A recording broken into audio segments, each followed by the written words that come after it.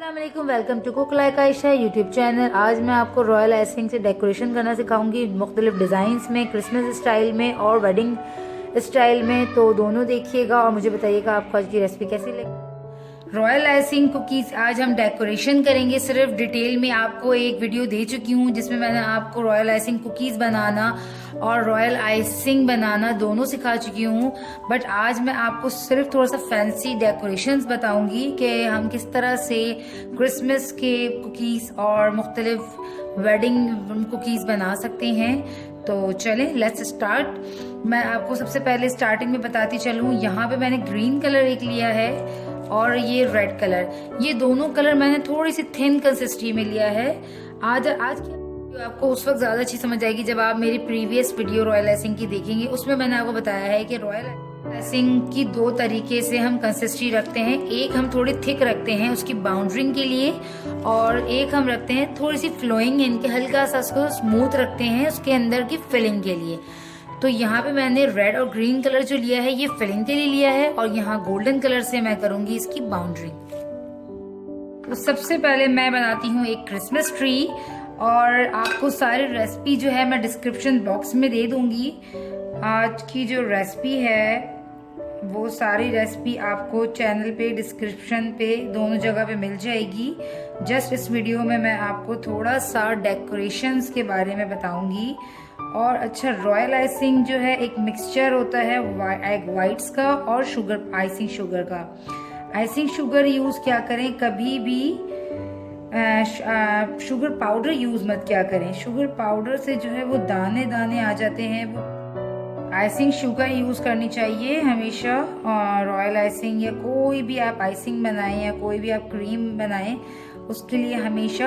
अच्छा, ये देखिए मैं फिलिंग जो है फिल कर रही हूँ। तो जस्ट हमने इसको बहुत इजीली फिल कर लेना है। और ये इस तरह इसकी कंसिस्टेंसी कितनी रखनी है वो मैं अपनी प्रीवियस वीडियोस में बता चुकी हूँ कि हमने हल्का सा इसकी थोड़ी सी पतली कंसिस्टेंसी रखनी है ताकि हम इसको इजीली फिल अप कर